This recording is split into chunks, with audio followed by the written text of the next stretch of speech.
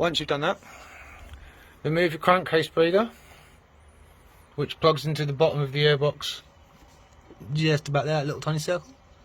And the clip's always very weak. Don't break it, but it will unplug. Next thing, 8mm, 1, 2, 3, 4. Yeah. Next step, remove the VV solenoid plug. It's just a metal pin. Push and pull the clip off. Simple enough. Next step is, at this point, I suggest taking a photo or marking them or doing whatever you're comfortable with knowing. So basically, if you've got them all lied down and higgledy-piggledy, you will know which boot goes on which coil. You laugh, seeing it done. Anyway, at this point, you want to get your 5/8 spark plug socket. Hang on, I'll be the right size in just 2 seconds. No, it's a 10mm one. 10mm spark plug, even though it's not a 10mm. Don't ask me why they're called 10 to this day. In all these years, I've never known why. And if you don't believe me, 10mm. It's at least about 13. So I don't know how that's ever worked all these years, but here, remove spark plugs. 1, 2, 3, 4.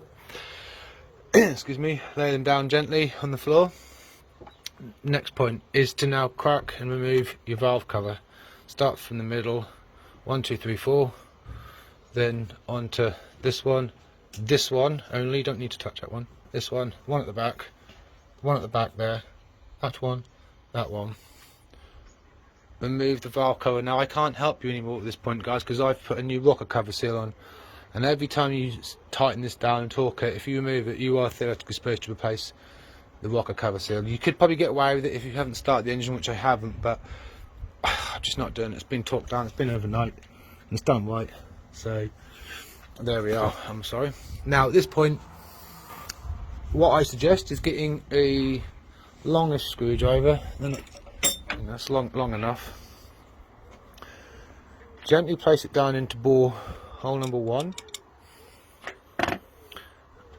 and start turning the engine over by hand with a ratchet. Obviously make sure you turn it in a clockwise, because the way the engine goes, motion, and you'll see the screwdriver go down, then you'll see it come back up, so you can see when cylinder 1 is at top dead center. Now don't forget, every 2 turns to the crank, so, oh look, that's actually on the right spot as well.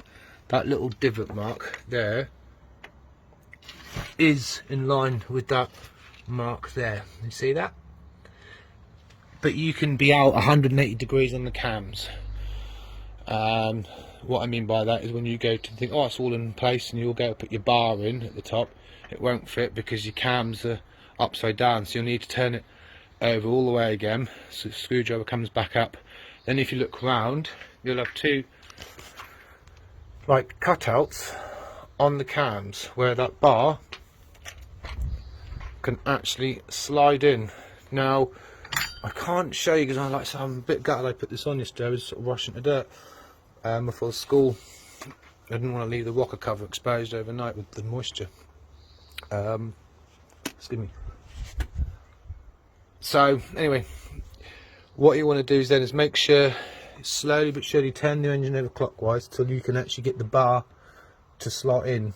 Now on my case, it was out literally, I'm talking about like something like this. So if it had been slotted in straight, for example, it was like literally a degree like that, but it was just fathomably wouldn't slide in. So what you should then do is take a 1-inch spanner, and about here on the cam lobe there's actually a place where you can put the 1-inch spanner and turn it, and if you just turn it ever so fractionally,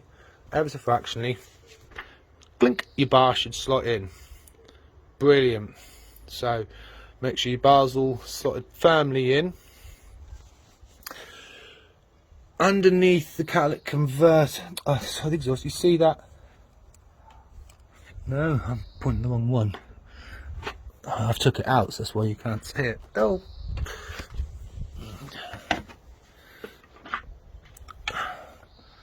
where my screwdriver's going, there's a little plug thing, which is this. Yeah, that's the block plug. Yeah, you're going to take that out. Yeah, and insert and screw in the long pin. Yeah, screw it all the way in by hand. That's all it needs. And then to check that you're against the crank, remove your bar, go back to the crank, and you should find that the engine will be now like seized. That's against the lock pin, you see. So that affirms that the crank is locked, which is good. Come back in, slot your bar back in. You may have to do the thing again. Mine didn't, mine was fine. Slot the bar and cams are locked. Crank is now locked. Good, good, good. This is another reason why I said to you earlier, guys, crack the nut before you do all of that, because the nut's now loose. Because do not have these cams locked with that bar and then try and crack that bolt loose, because the chances are you'll probably hear the cam lobe on the end. The bar probably won't bend. You'll just go, and you'll break the end of the lobe off on the cam. Yeah, I've seen that happen a lot as well.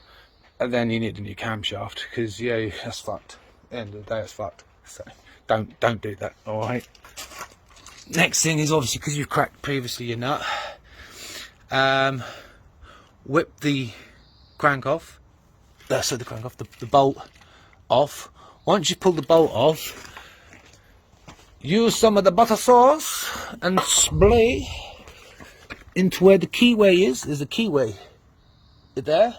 Just spray a little bit of sauce onto it, and then literally gently, 3 little gentle taps all the way around, and then begin extraction by just getting your hands, and it should just pull straight off. We know if it does. Next step is, I've already got it back onto current shade, but you've got 2 8mm bolts. One right there,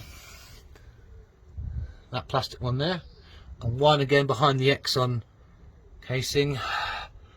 Of course, it's a sod's law to show you. There, that's it. And you'll be able to move the plastic lower timing cover. Get that out the way.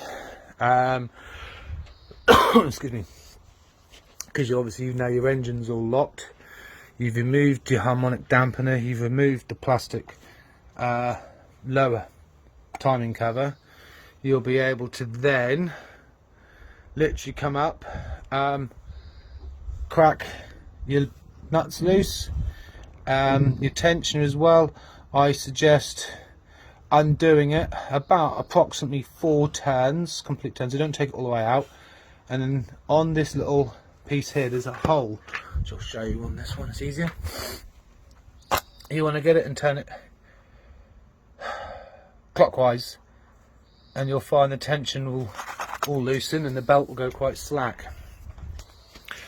Be able to pull, literally then remove the bolt, remove the tensioner, remove the guide idler pulley as well, pull the belt off, and then you can get excited because she's off. And well, that's half the battle, isn't it? The next step obviously is a bit more where this is where you'll need to be a bit more careful. 2 people would be ideal, but as you can see, I'm on my own. So all that you will require at this step, ideally, is a tie wrap to hold, I will show you in a little while, the belt up the top, just so it doesn't ever jump, and something at the bottom. I used this.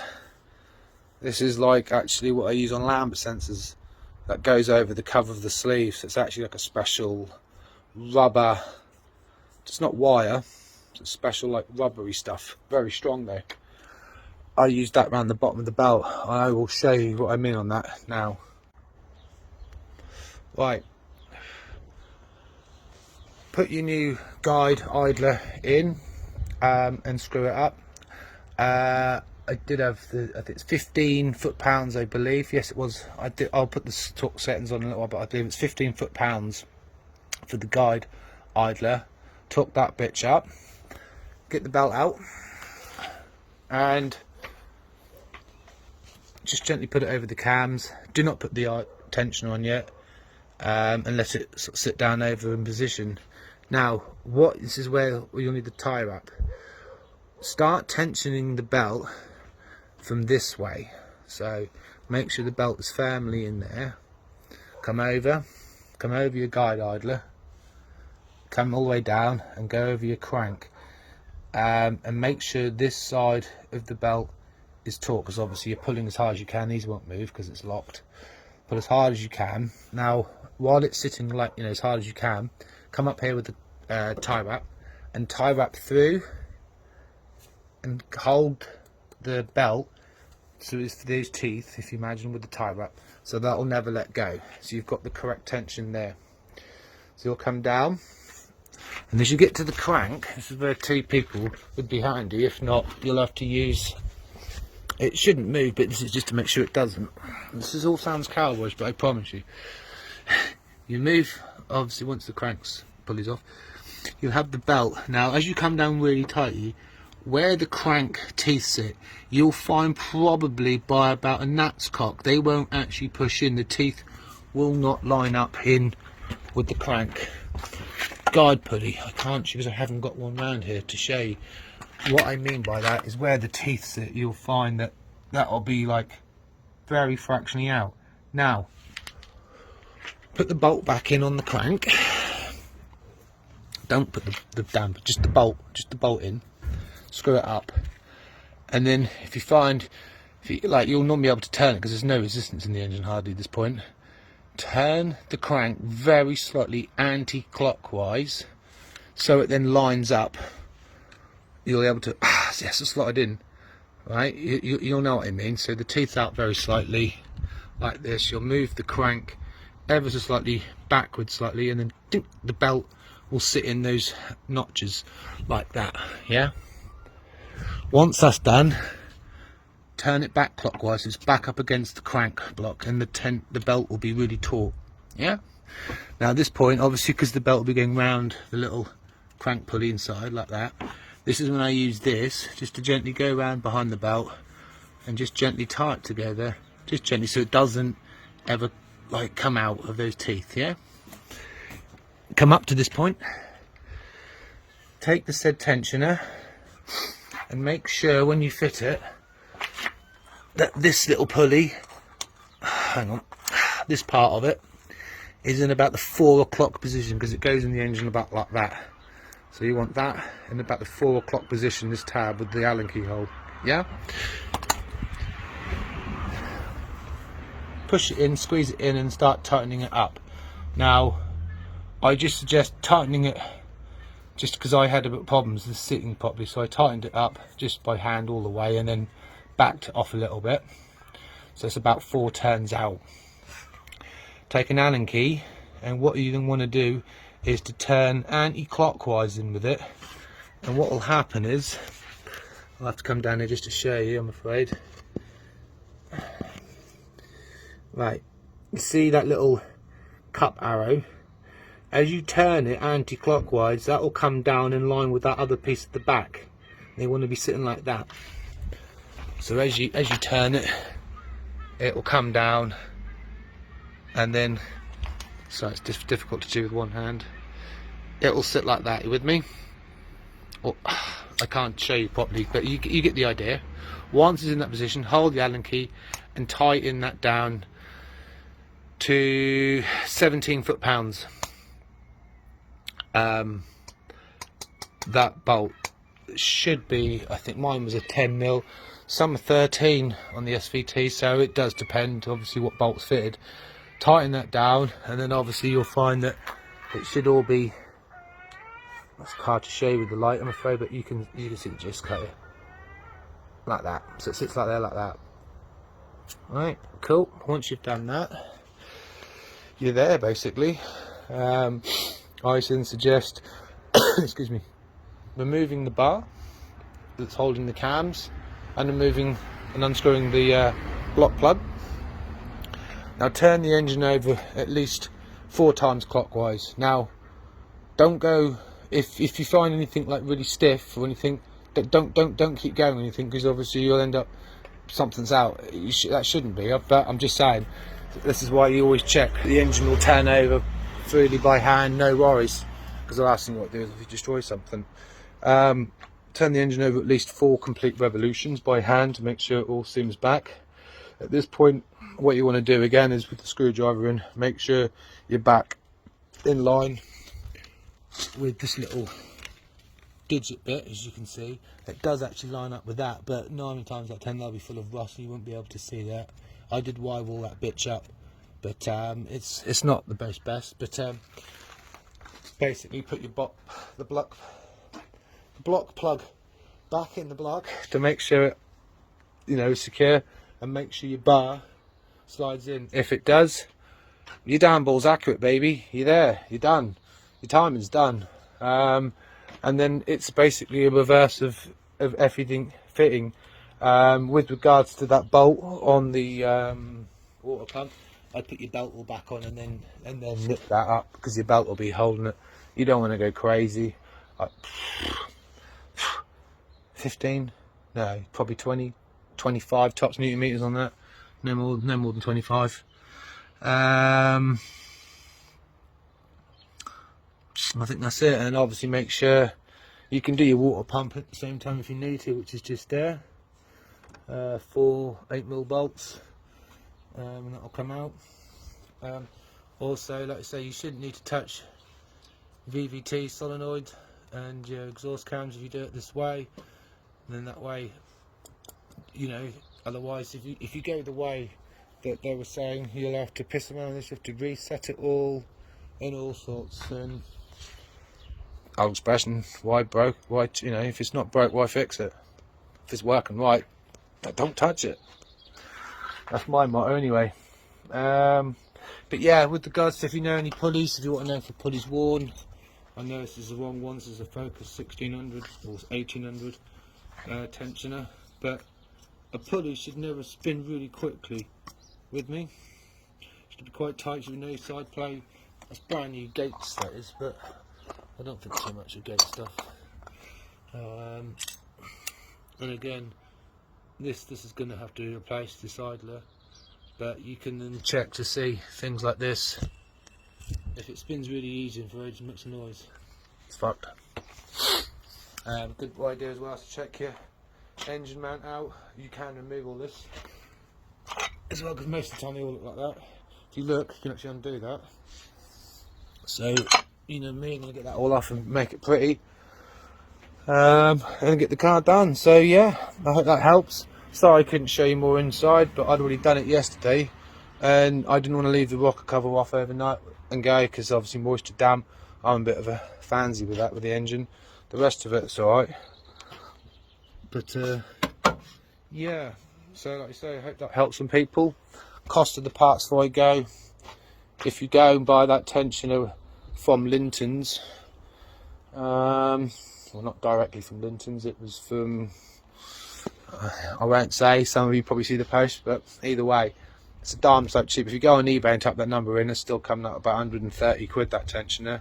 If you go to Ford, you'll pay a tenner more, because they wanted 140 plus that. So you're talking about nearly £170 from Fords. Now they've gone up, obviously they know they're in short demand, and I don't know how much the timing belt would be from there, same with the guide pulley, but they're all sold separately from Ford. You cannot buy a whole kit.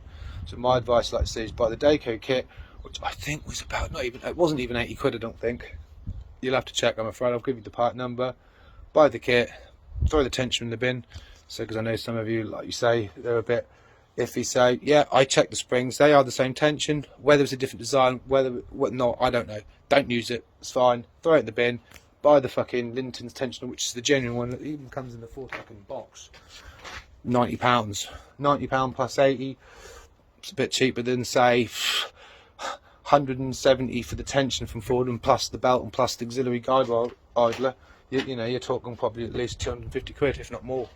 So, and it's all OEM parts then, isn't it? So yeah, peace guys.